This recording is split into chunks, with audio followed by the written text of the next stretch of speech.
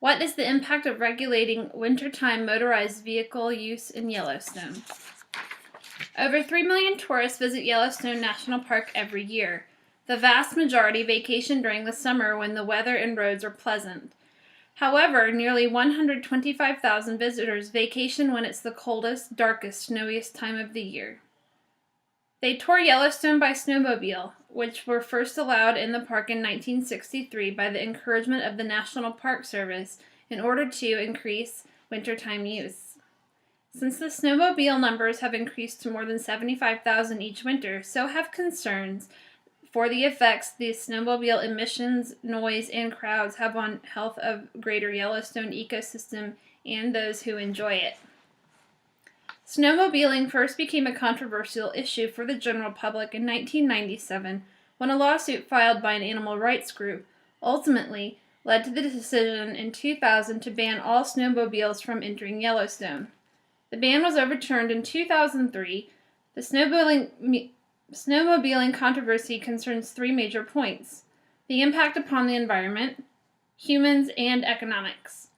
Primarily, conservationists are concerned about how snowmobiles, most especially their emissions, may impact wildlife, air, water, and noise pollution, and the pristine aesthetic of Yellowstone. 15 years after the issue came to the forefront of public concern, the debate rages. Recent activities taken by a variety of organizations in the wake of the debate are described below.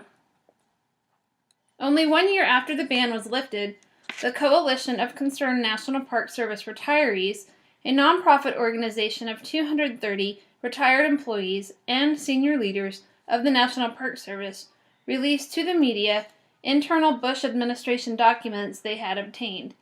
These documents show that even though the Interior Department had certified the new models of the four-stroke snowmobiles as quieter and the best available technology, thus officially approving them for use in Yellowstone, these labels were not accurate.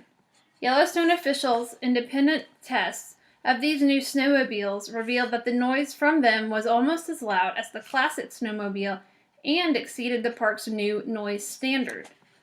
Bill Wade, coordinator of the CNPSR, stated, "We are releasing these documents today because the American people are being misled about the efforts to restore quiet to their national park." Yellowstone's results of air and noise monitoring are consistent with conclusions made independently by both the National Park Service and the Environmental Protection Agency. This situation explains the distrust the public has for the Interior Department's final verdicts on science and solutions. According to a study, Air Toxic Emissions from Snowmobiles in Yellowstone National Park, in the Environmental Science and Technology Journal, discrepancies exist among the emissions values determined and published by the author's 2003 study at Yellowstone, the EPA's 2002 National Emissions Inventory, and the EPA's 1990 emissions study based on the 29 states not located in the East or the South.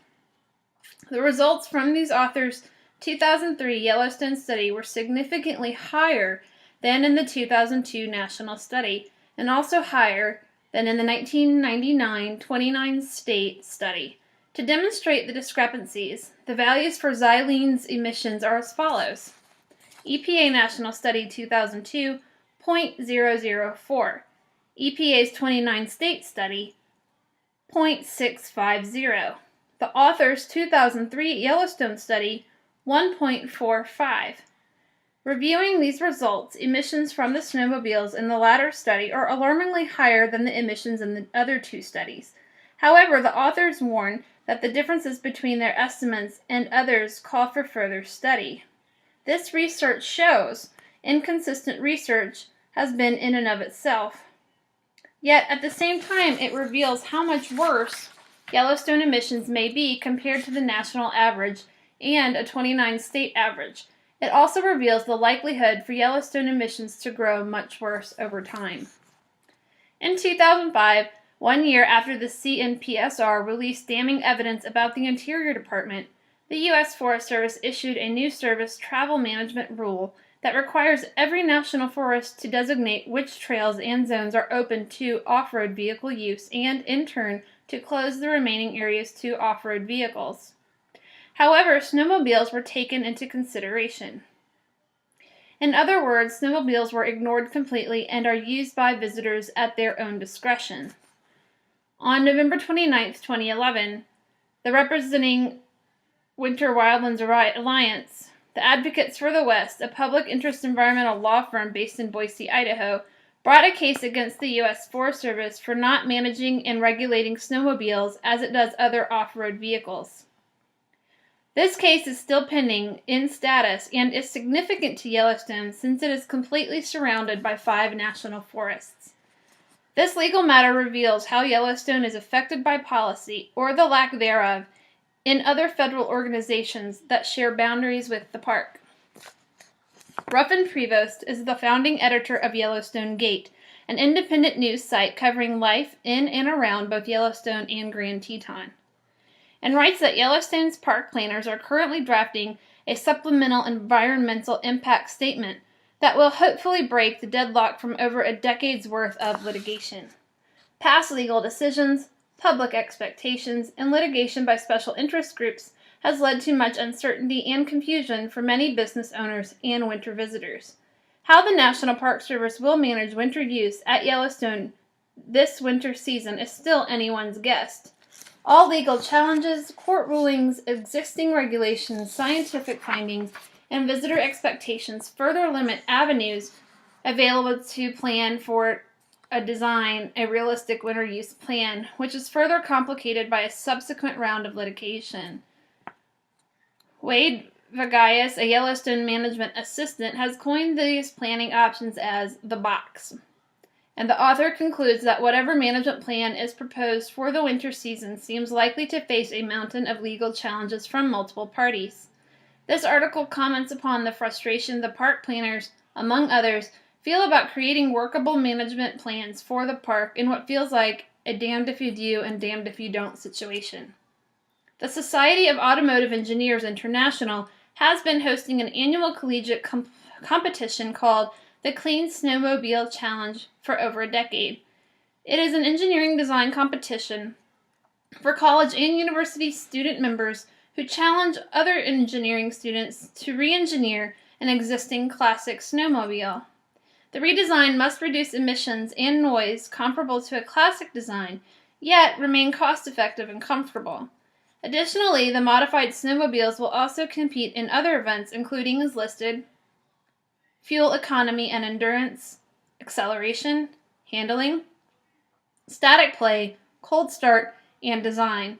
The competition's intent is to develop a snowmobile that is acceptable for use in environmentally sensitive areas, such as national parks. This Clean Snowmobile Challenge says a lot about the snowmobiling controversy in Yellowstone. For one, it proves that the current 4-stroke engines, touted as much better than 2-stroke engines and even older model 4-stroke engines, are not significantly cleaner or quieter, since engineers are still at the drawing board. It also reveals how difficult it has been to come up with a workable design. For over 10 years, engineering students have been designing clean snowmobiles to no avail. Finally, it reveals how much money can be made, not only from the snowmobiling industry, but also from the snowmobiling controversy. Many wildland management options exist, and a few have been proposed repeatedly over the years. Yet, the current official management option is a temporary one. It has been dubbed interim rule. This approach has been used by Yellowstone since 2009 and will continue yet another year for the 2013-2014 season. This schedule has been adopted to ensure that this season will not be interrupted by scientific analysis or review of for over snow vehicles in the park. After this season, the National Park Service will meet again to choose a management framework for wintertime use of best available technology over snow vehicles. What exactly is interim rule? Interim rule limits the number of motorized vehicles used at the park. Each day, 318 best available technology snowmobiles and 78 commercially guided snow coaches are allowed into the national park. This option is positive because it maintains the status quo and does not constrain motorized vehicle users. This way, the situation will neither exclude riders nor become a free-for-all. Although it does not allow the number of vehicles to increase, conversely, it does not decrease the number of over-snow vehicles. Ultimately, interim rule is negative because it does not offer much protection to the resource base of Yellowstone and its neighboring service forest lands. How could this be? From March 5th to the 11th, 2012, the National Park Service conducted emissions tests in West Yellowstone using the same assumptions and calculations in their 2007 tests. Although different types of oversnow vehicles were used and tested for emissions, each type has been the most used by rental shops. The Yellowstone Oversnow Vehicle Emissions Test 2012 preliminary report summarizes that the model year 2011 emissions are actually higher than from previous models. This suggests that modern snowmobiles produce even worse emissions. Although the National Park Service sample size was very small, the manufacturer's fleet data supports this finding. The National Park Service report suggests that a study of only best available technology oversnow vehicles should be carried out since future policy will limit oversnow vehicles to only best available technology. Given the variation of oversnow vehicles, best available technology is defined as having the following: newer engine model than the year 2000, modern pollution engine controls, computerized controls for fuel port injectors, gasoline or diesel engines. This 2012 study does not provide any firm conclusions about wintertime oversnow vehicle use at Yellowstone, and the best available technology is loosely defined. Coupled together, the status quo easily paves the way for yet another interim rule for the 2013-2014 season. The future of Yellowstone's winter season management will be based upon a comprehensive history and background of winter use, operations and planning, technical documents, and both legal and scientific data. On June 29, 2012, Yellowstone National Park released a draft supplemental environmental impact statement that contains alternatives for managing the park in the wintertime. All action alternatives will include the best available technology standards for snowmobiles and the development of best available technology snow coaches in the 2017-2018 season. In addition, all action alternatives will be 100% guided snowmobile use, adaptive management, and Sylvan Pass avalanche control for action alternatives 2 and 4. So, Sylvan Pass would be closed under Alternative 3. The 4 alternatives allowed by the National Park Service are described below. The first alternatives are very simple. In Alternative 1, no action, public oversnow vehicles would not be permitted and only non-motorized access through the park would be allowed. Wheeled activity would only be allowed along the northern road. This management plan is the most positive because it does the greatest good for the greatest number of people, animals, and plants. All oversnow vehicle emissions would be eliminated, decreasing pollution in the air, water, snow, and soil. To give some perspective, the total number of animal visitors to Yellowstone in 2010 was 3.6 million. The average number of wintertime visitors is only 125,000. Using these statistics, slightly less than 3.5% of all Yellowstone tourists visit in the wintertime. Of the wintertime visitors surveyed in 2008, 90% agreed that the park should be a place for natural quiet and nature sounds. Doing the math, only 13,000 wintertime visitors are using oversnow vehicles, yet they are ruining the park for everyone else. In short, park policy is catering to the 0.0036%. On the downside, this alternative would put an end to snowmobile rental businesses that primarily rent to Yellowstone visitors, thus inciting more lawsuits and litigation that will only fuel the legal deadlock. In Alternative 2, continue use at current limit, each day 318 best available technology snowmobiles and 78 commercially guided snow coaches would be allowed in the park.